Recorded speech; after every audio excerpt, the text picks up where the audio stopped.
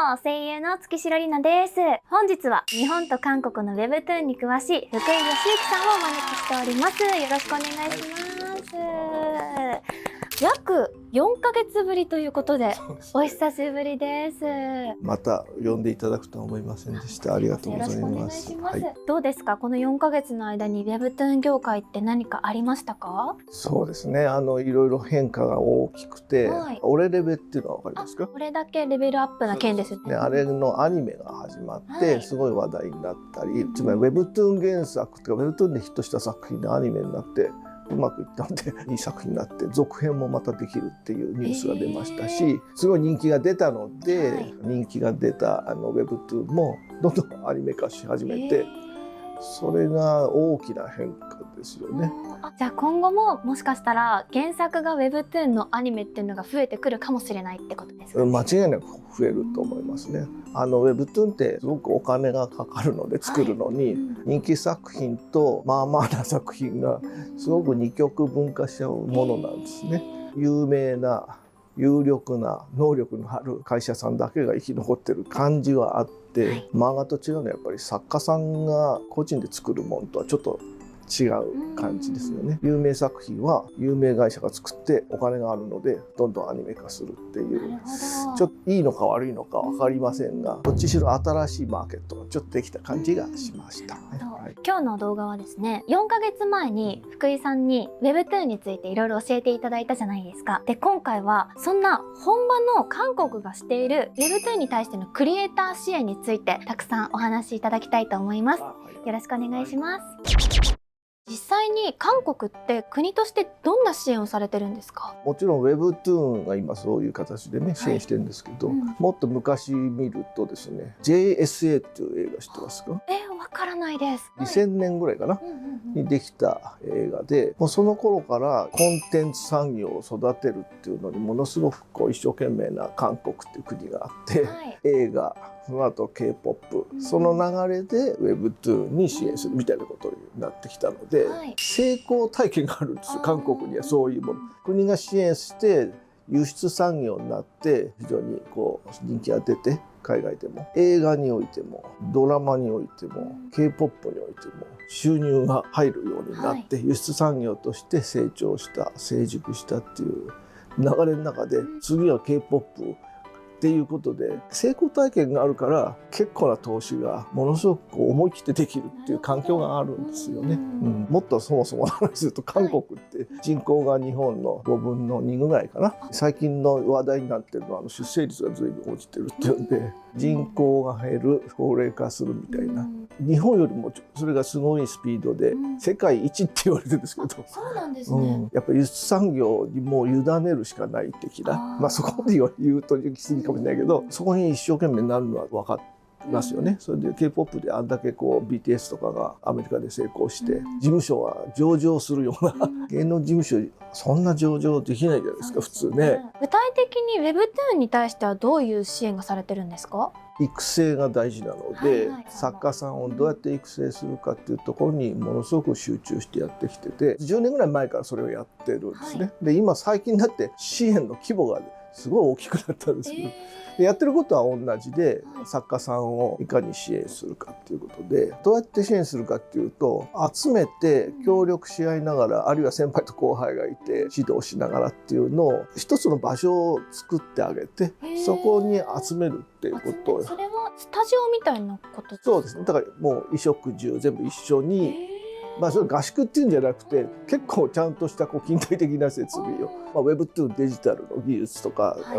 機材とか大事なので、その辺は全部完備された状態で、その労働環境が一人でやると全部やらなきゃならなかったり、もちろんリモートで作業はできるんですけど、一人だとしんどいので、みんなで協力し合いながらできる環境を作ってあげるっていうんで、宿泊とか自分の部屋と、作業部屋と、あと、要するに会議室、セミナールームみたいなのがあったり、プロモーションっていうか売るための何らかの仕組みっていうかね、展示スペースがあったり、そういうのは全部一緒くたになって、作家の卵が集まるだけじゃなくて、その業界の人も見に来たり一緒に商談したりできるような場所、各地でできてきたので。日本にはないですよね、なかなか。そこで生活をすることができて、かつ仕事もみんなで集まって効率的にできたら、もうそれだけで作業も分配できるし、一人じゃないんだと思えるから、すごいなんかモチベーションにもつながりそうですよね。今日が締め切りだとなった場合、さあみんなわーって集まってきて、助けてくれるんですか？まあイメージとしてはね、そういうことができるっていうね。ウェブっていうのはやっぱり作画だけじゃなくて、色つけたりエフェクトしたりいろんな技術が必要だから、分担作業なんですよね。分担もできる。例えば背景の絵だけをこうやるような人たちも集まったりするので、バンドですね、要するにね。ドラム足りねえよみたいなっつったらちょっと来てっていうようなことが、一つの場所にいること、今こんなリモートでどこでもできる時代だけど、やっぱりそこにいるって大事なんじゃないですかね。そうですよね。リモートだとやっぱ時間合わせてとか、あと電波の関係でとかもいろいろあったりするから、一つの場所に集まって作業できるのはめちゃくちゃ効率的ですね。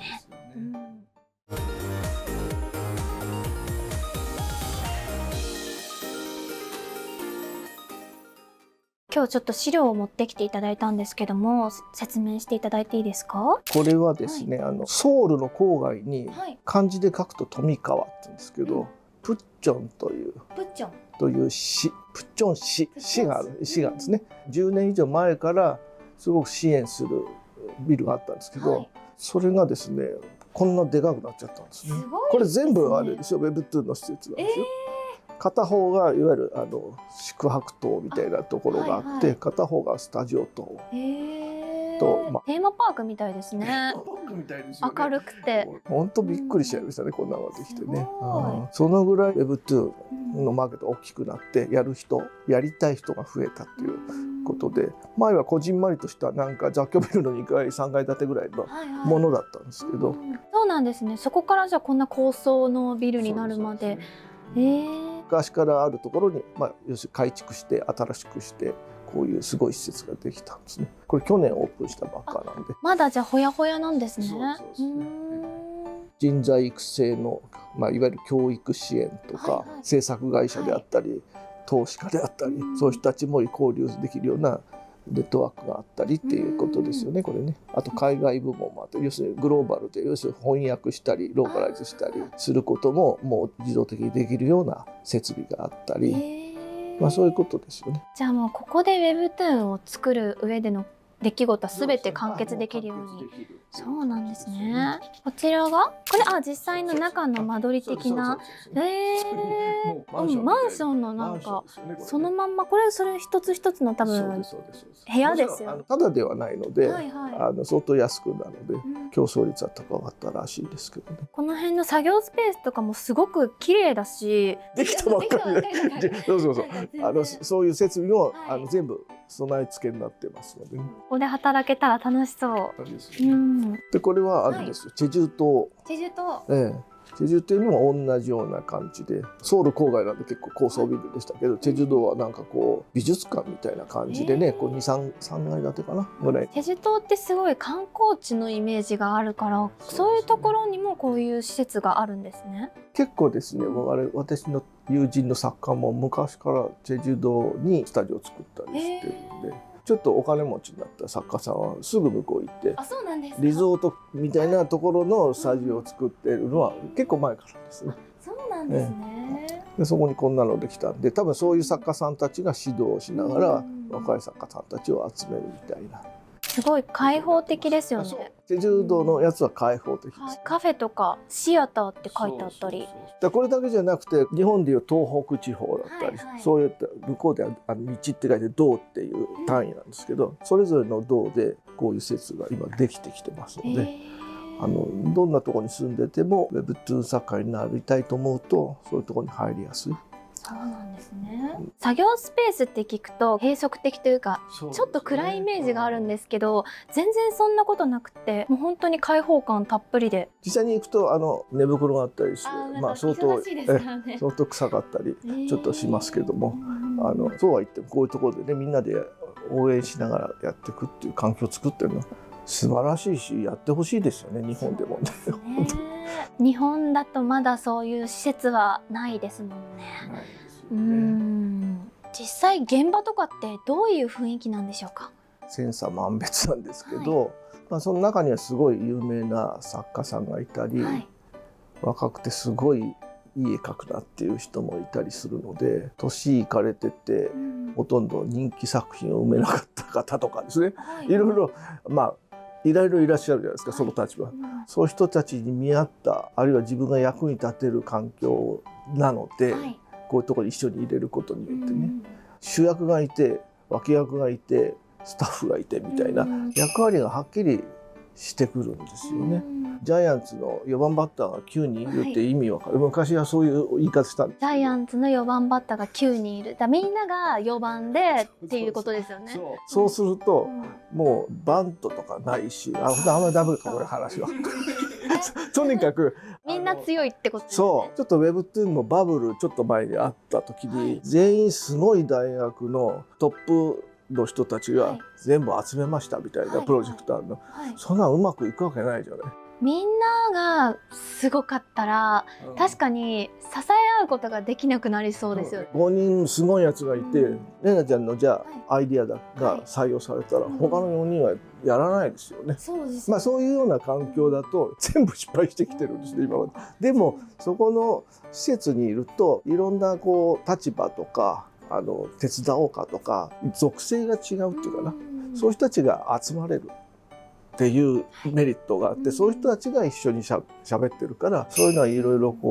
いい作品を生んでる気がしましたね。僕は昔の施設しかまだ僕は一緒に行ってないですけど、漫画の場合はだから1人がいて、あとアシスタントさんがいる感じじゃないですか。だから Webtoon の場合もう間違いなくバンドっぽくやってる、仲間がいると心を助け合いながらできるみたいなところがすごくあって、逆に言うとそうじゃないとしんどすぎるんですよ、作業が。毎週毎週更新するんだから、漫画と一緒じゃないですか。なのに色はつけなきゃいけないし、エフェクト入れなきゃいけないしとか、そういうことを考えておくと、やっぱりチームワーク、それをやれるバックアップする場としてこういうのがねできてきたんだと僕は思うし。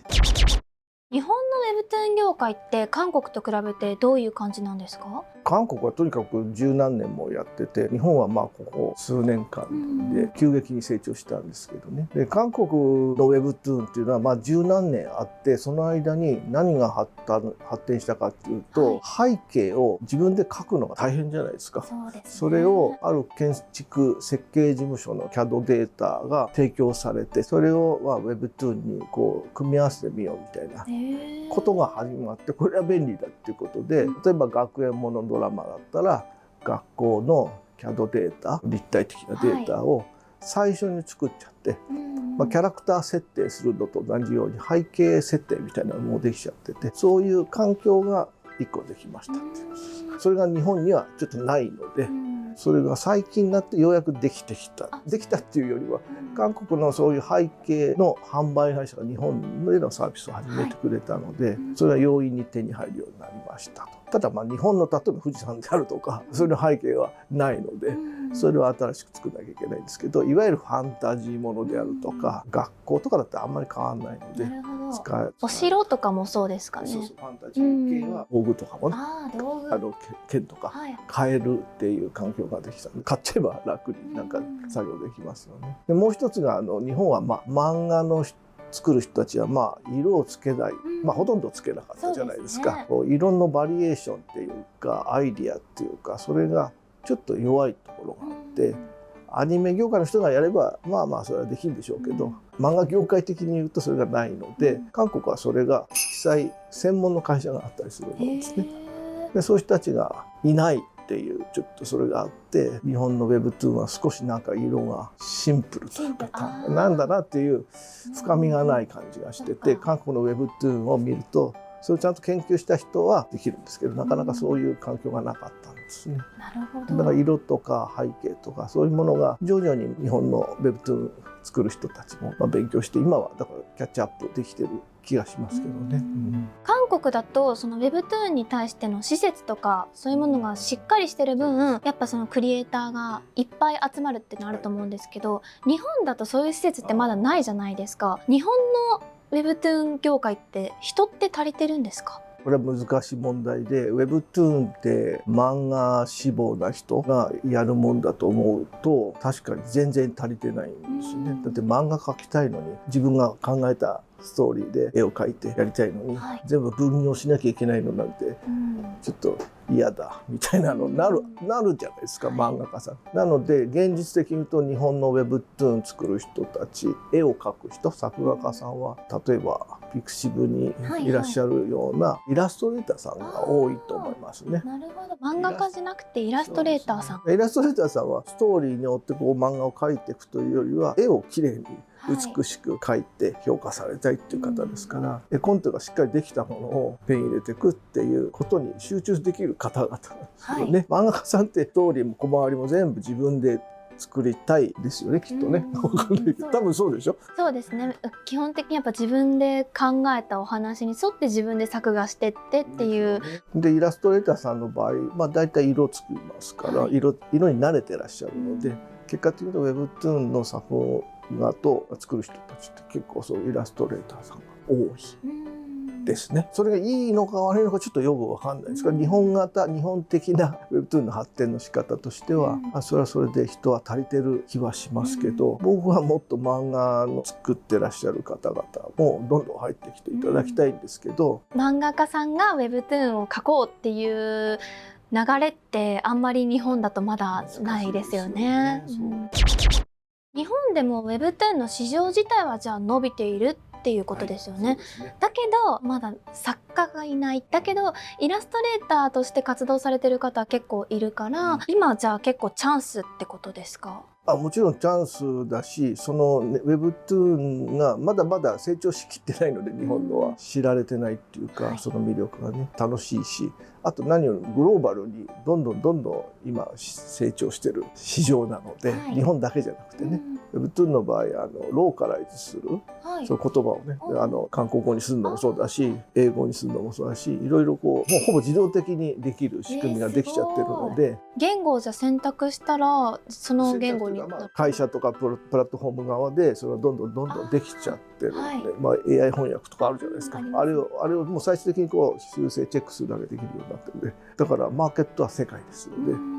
漫画だと結構やっぱりそれぞれ一個一個もう一回作り直すじゃないけど、相当手を入れなきゃいけないので、なかなか海外に行くの難しいんですけど、人気作でないと。ウェブトゥーンの場合、人気作じゃないっていうか、何でも6カ国語ぐらいには本当に簡単にできちゃうので、そういう意味で面白いと思うん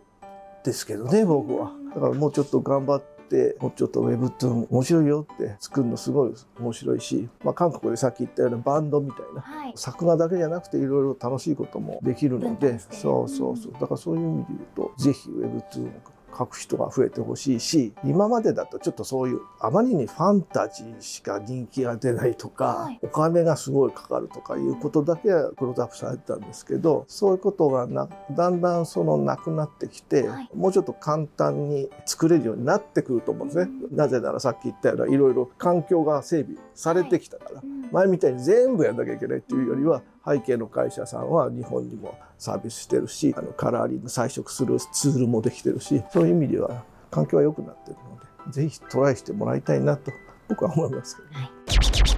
福井さんありがとうございました。やっぱり韓国って国として結構 Web2 に対してね、すごいいろんな支援をされてるっていうのが改めて分かりましたし、だからこそやっぱ日本にも素晴らしいイラストレーターさんいっぱいいると思うので、支援してほしいね。本当ね。Web2 を日本でも盛り上げていってほしいなって思いました。では福井さん、今日はありがとうございました。動画を見てくださった皆さんありがとうございました。また次回の動画でお会いしましょう。またねー。